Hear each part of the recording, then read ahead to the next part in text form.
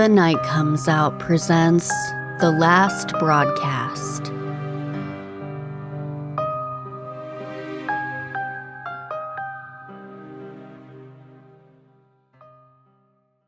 The first thing you should know is that I did not steal the television.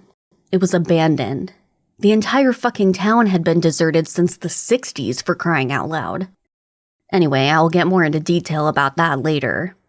I run a unique sort of store where I find things, fix them up, then sell them. Some call it an antique store, but I do a lot more than just that. An average antique store has things that are either already working or just broken and meant for decoration. So now that we've established my store, Past Perfect, is not just an antique store, let me tell you about the town of Raven's Rest. Yeah, right out of an Edgar Allan Poe story. I know it sounds weird, but the entire town is weird in a way. Maybe some of you out there remember the story of Raven's Rest, but it happened in the 70s, and that probably means so many of you do not. So, Raven's Rest was this nice little town in Pennsylvania. Thriving, in a way, and most of the people worked in a nearby quarry. Then, one day, people started getting sick, and they finally discovered the water was poisoned. Like, it was so much poison they all had to leave right away. All that means is there is an entire town, fenced off, slowly rotting away. For decades. I knew about it, the people around me knew about it. It was the ghost town, and when you were a kid, you dared each other to even try to get in there and look around. I carried the rumor that the whole place was poisoned until adulthood. Until a few weeks ago, actually. I read that they planned to flatten the town, and I was shocked. How could they flatten the town and build something over it when the ground was poison? Then I read that the problem was the water, and they'd worked hard to fix the town's poisoning. As soon as that was solved, I knew someone would buy the place, flatten it, and build condos. All of that to say, I found the television there, in Raven's Rest, in one of the houses. Once I knew that the place was going to be demolished, I called up my friend Mo. I knew I had to get through there as much as I could. As I said, people had to abandon their belongings, so I knew I could find things to grab, fix, and sell. Mo was down for it, so we got the pickup truck and made sure we had our weight belts and the straps we used to make carrying large and heavy things easier, and headed to the town. There's a lot of things you might find boring when it comes to this kind of scavenging. I will spare you those details. We got there, explored some houses, I found a few things, an old clock, an even older radio, a record player, and we put them into the truck. Then we drove on and finally came to the largest house in the entire town.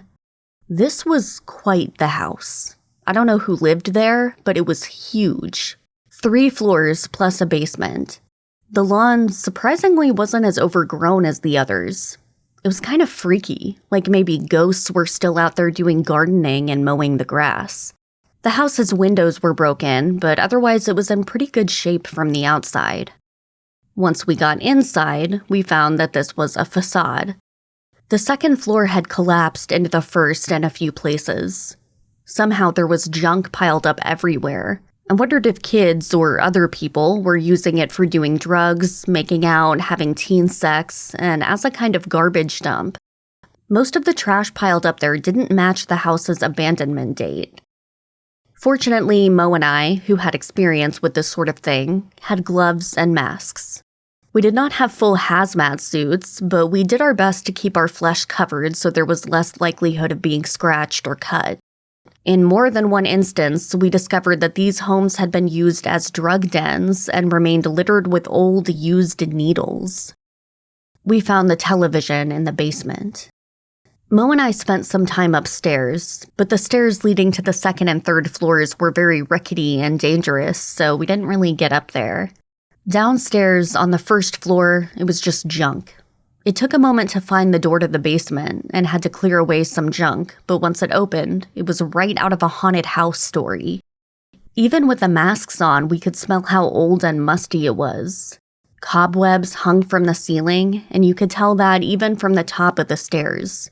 This had put most people off, but my heart started racing in excitement. Maybe because the place had fallen into disrepair and someone had blocked the door. Or maybe because someone had declared this place haunted ages ago. It was obvious no one had entered the darkness. It smelled musty, but also earthy, too. The stairs looked wobbly, but also capable of supporting weight, so Mo and I made our way down slowly. Sure enough, when we got down there, it was like stepping into a time capsule.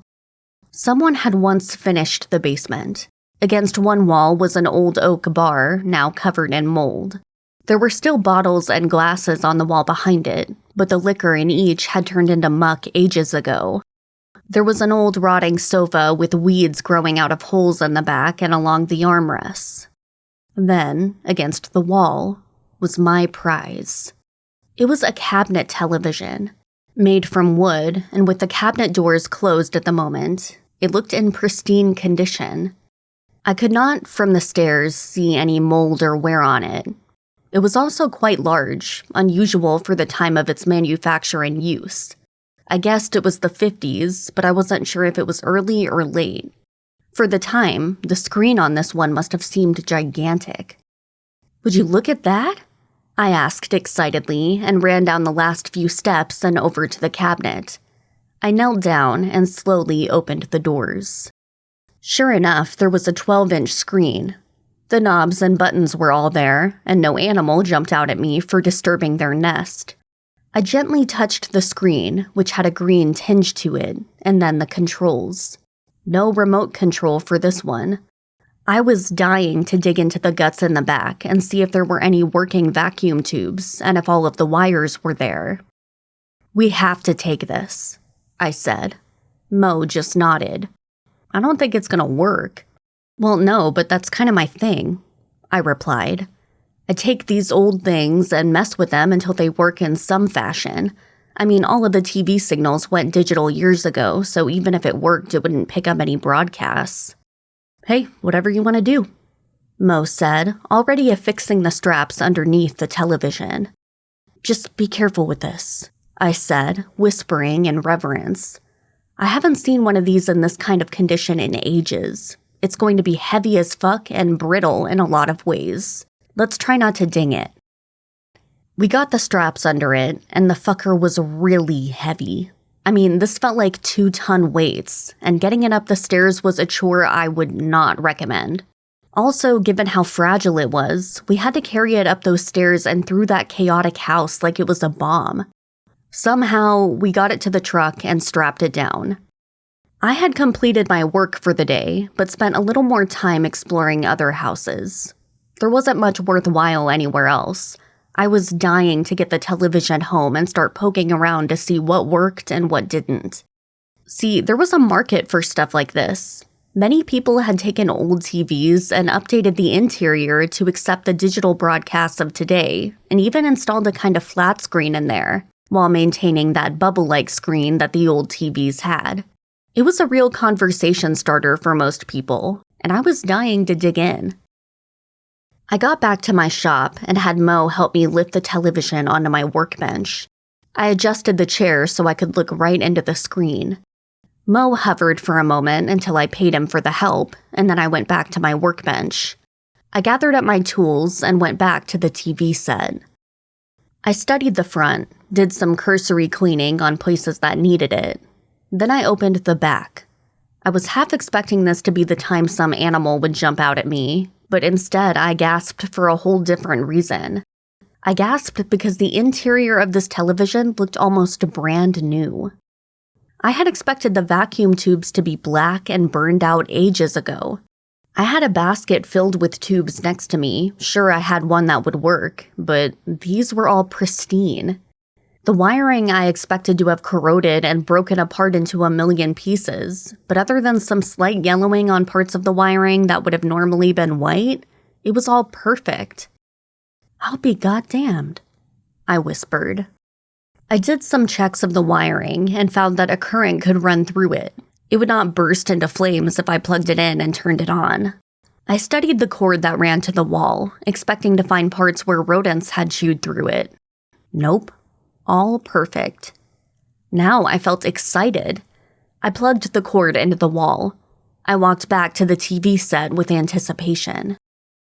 The world of TV went all digital in 2009. However, I had heard there were still some pirate TV stations out there using lower power analog TV to put out shows and whatnot. It was still illegal, but there were only a few analog TVs left anymore, and most of those had purchased converter boxes ages ago.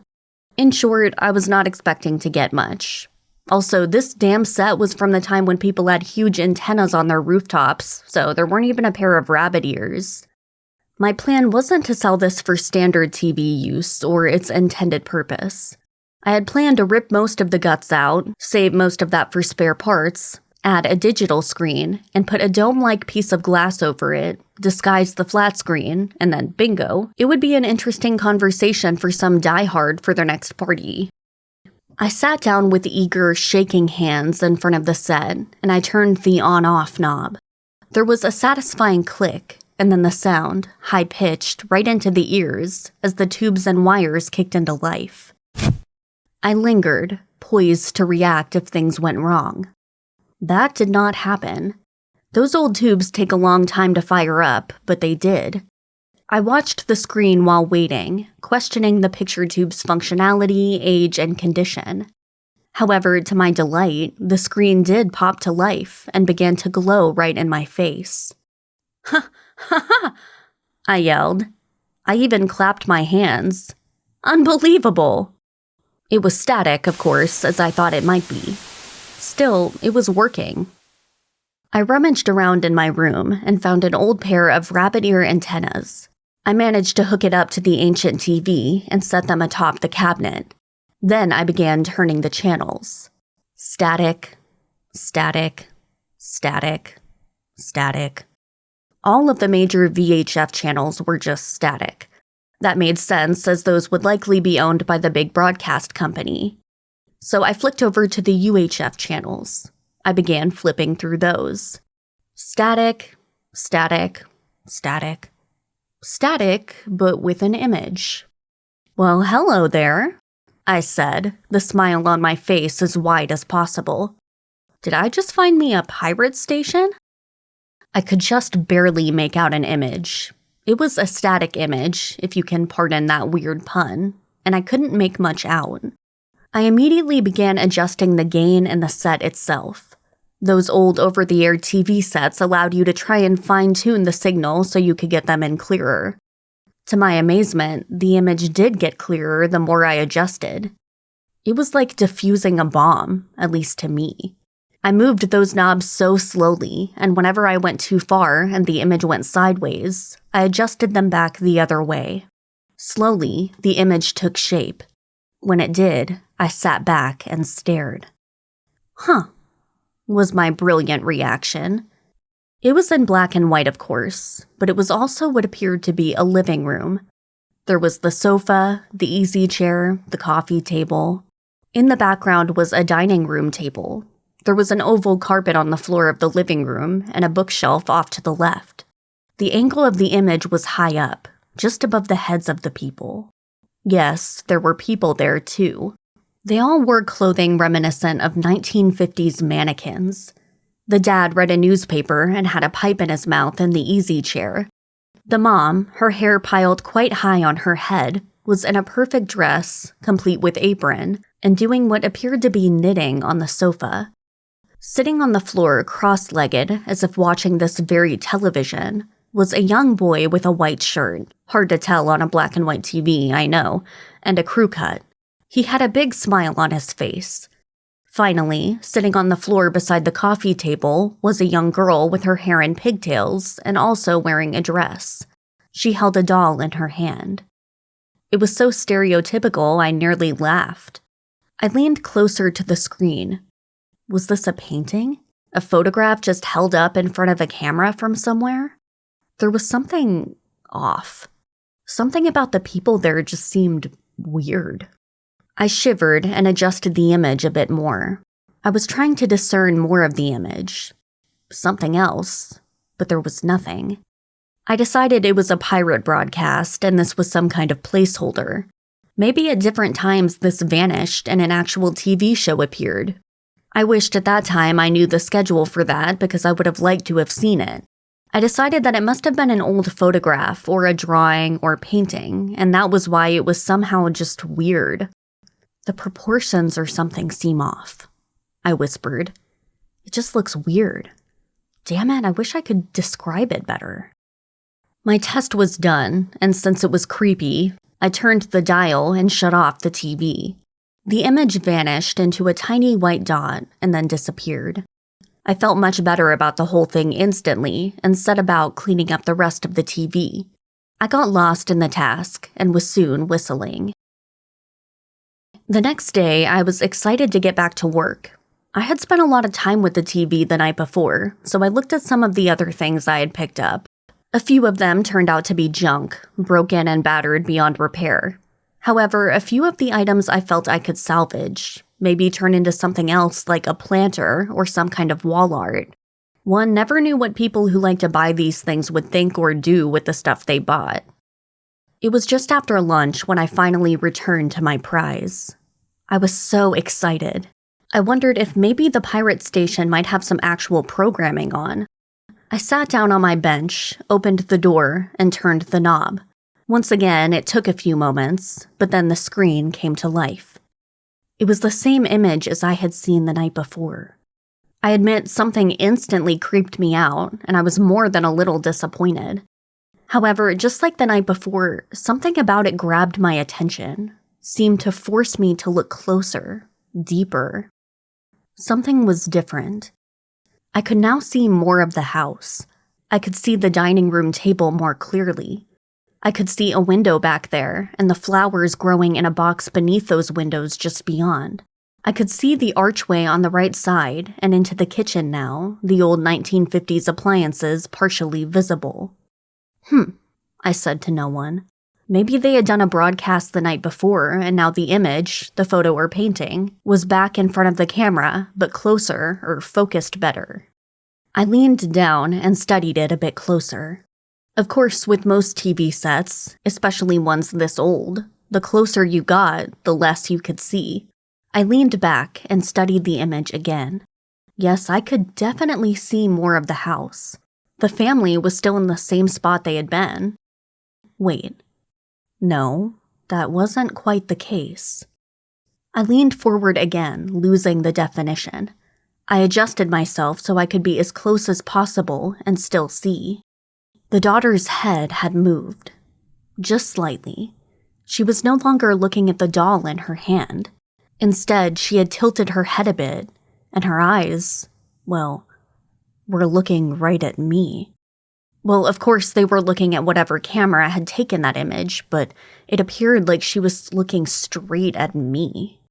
I felt a chill run down my spine and then back up again. I shivered. "You're crazy," I said, once again to no one. I cleaned off the screen again, then spent a little more time just making sure everything was working. I had plans to rip some of the guts out very carefully and put in more modern stuff, but something just would not let me do that.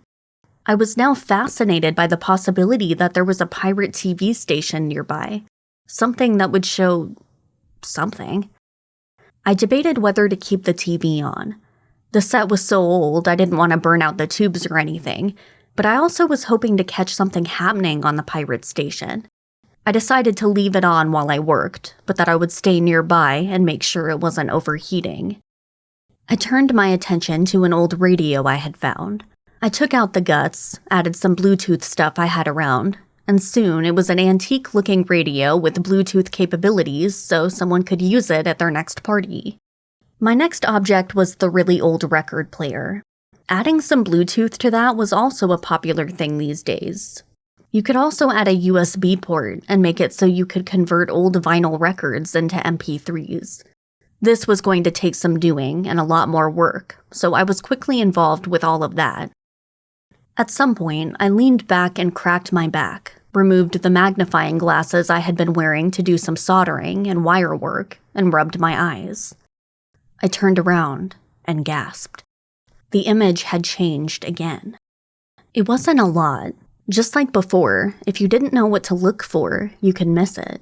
However, I could distinctly see that the little girl in the image was definitely now staring straight into the camera. At the same time, her brother, I was assuming it was her brother, had also turned his head and was casting a sideways glance upwards toward the camera as well. Meanwhile, the mom had put her knitting down a bit and appeared to be looking at her daughter. If there had been a pirate broadcast, it had not made any noise. I checked the volume and saw that it was up.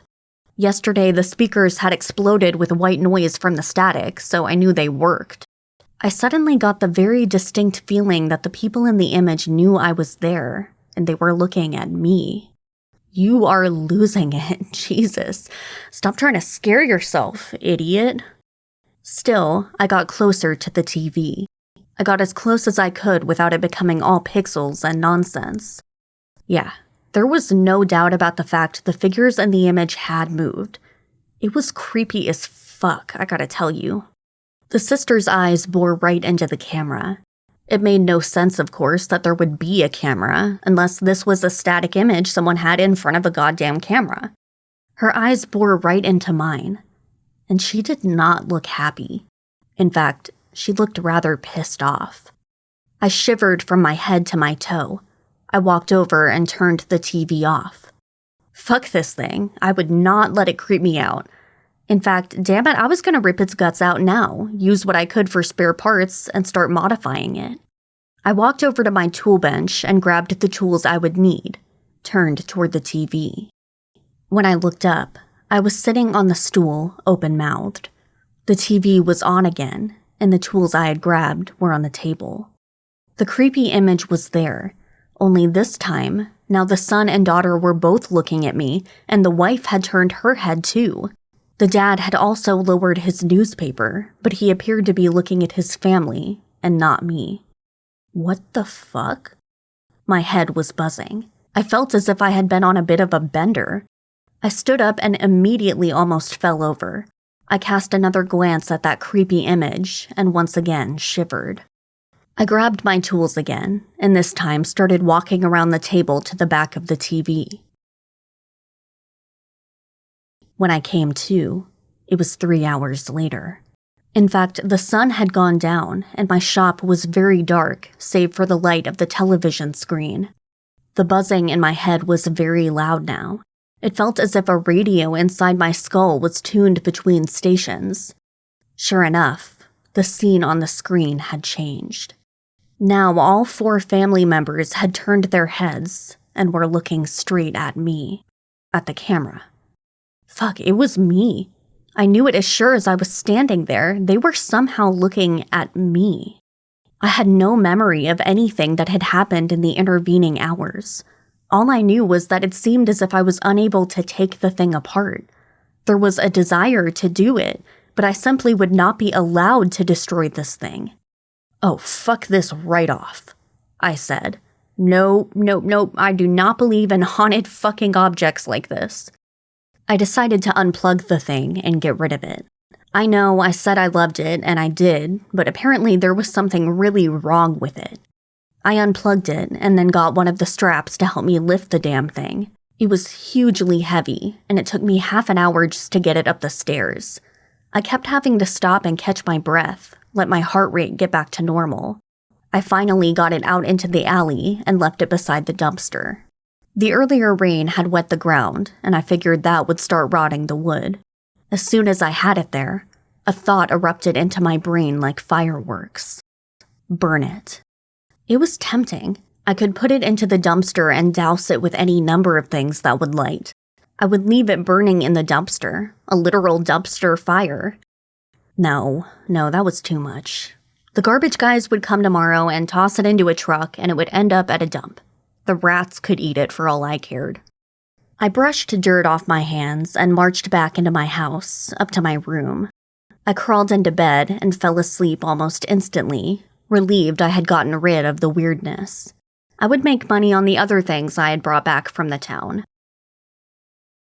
I awoke with a start at 3 a.m. on the button.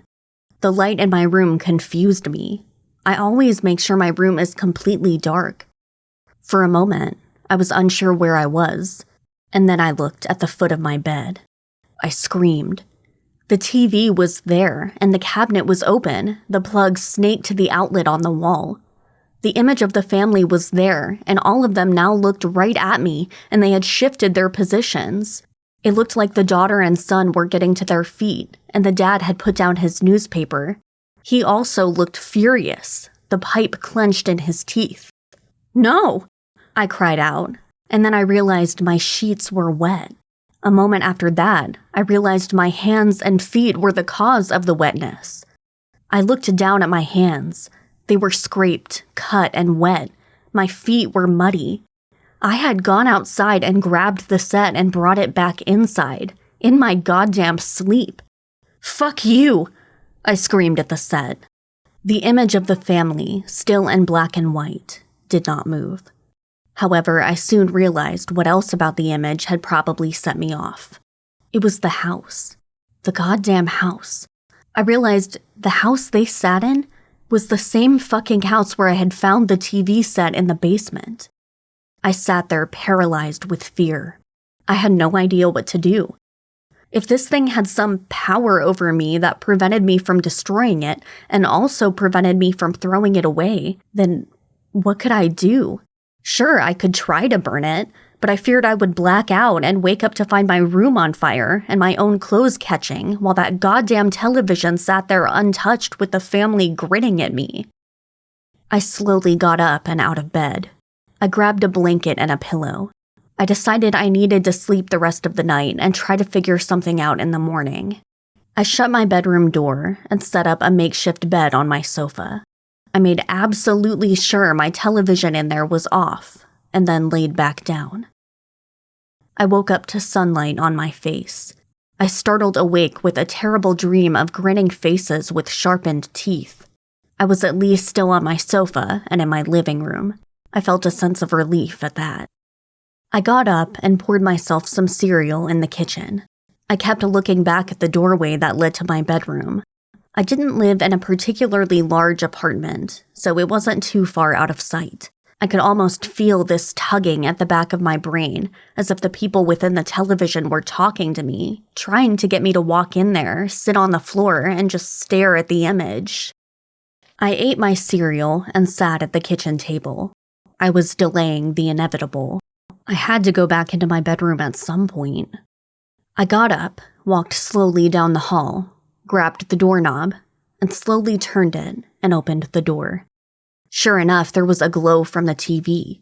I mean, I hadn't turned it off, but my wish that the bulb or tubes would burn out had not come true. As soon as I opened the door, I gasped. For a moment, just a fraction of a second, I was sure that the entire family from within the image on the TV was in my room. All four of them there staring at me, their teeth bared. It was just a flash, quicker than lightning, and then it was gone. It was, however, enough to set my heart racing. With that terror gone, now came the next. I could feel this pull. A pull inside my head, like a hand was in there controlling me, telling me to come sit down. Watch the TV. Watch the TV. My feet started to move, and I did not recall consciously asking them to do so. Before long, I was in front of the end of the bed. I sat down, crossing my legs like I used to do when I was a kid. I stared wide-eyed into the screen. Sure enough, the entire family was on their feet, all of them in a tight group, hands out slightly, fingers curled into claws. They all had smiles on their faces, but it did not give off anything close to happiness. The smiles were outright evil. They were all in front of the coffee table, looking up at the camera. A black bar came down from the top of the screen, something that happened a lot with these old TVs. This time, it seemed to wipe the image clean. When it was gone, they had all moved closer, and now their lips were parted. Their teeth were like daggers. "No," I said, and I tried to get up, but my legs would not move. Instead, I reached for my phone in my pocket, and I started recording this. I can't move. My legs have cramped up, and I can't straighten them. Every few moments, one of those black bars comes down, and they get closer. The family gets closer, and the closer they get, the less they look like people and more like demons. There's no answers here. I am just a guy who found an old TV in an old house. I don't know if this thing is cursed or demonic or what. In the real world, there are no easy answers. I do know, somehow, with increasing certainty, that they will get closer enough to fill the screen with their faces, and then they'll reach right out at me with their claw-like hands. What happens then? I don't know. I just wanted to find something special. Instead, I found this. I hope someone listens to this. I am so scared.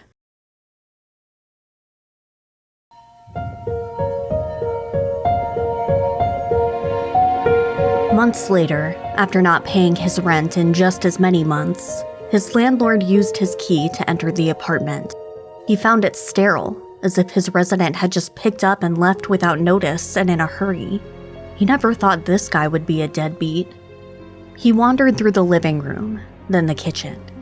Food had gone bad in the fridge, and he wrinkled his nose before checking out the bathroom. Then finally, he stepped into the bedroom. It was empty. There was, however, a really old television up against the wall. It was on, but from this angle, he could not see the image. Weird. He didn't think these old TVs worked anymore. There was a cell phone on the floor, and some small stains near it. He stepped closer and saw that maybe the stains were blood? He bent down and grabbed the phone. It still had a bit of a charge, and when he swiped it, it opened without a password request. It appeared his former resident had recorded a video, as his face was frozen there on the screen. His eyes looked terrified. Puzzled, he pushed the play button. The first thing you should know is that I did not steal the television. It was abandoned. The entire fucking town had been abandoned since the 60s. He lifted his head as his former resident continued to talk about the television. That was when the image on the screen caught his eyes. A family. Father, mother, son, daughter, and perhaps an uncle? All of them wearing old clothes and sitting around a coffee table. A black line came down from the top of the screen, and the image shifted, changed. The man he assumed was an uncle had turned his head, was now looking right at him. The landlord peered closer. Yes, he was sure of it. It was his former resident. He opened his mouth and screamed.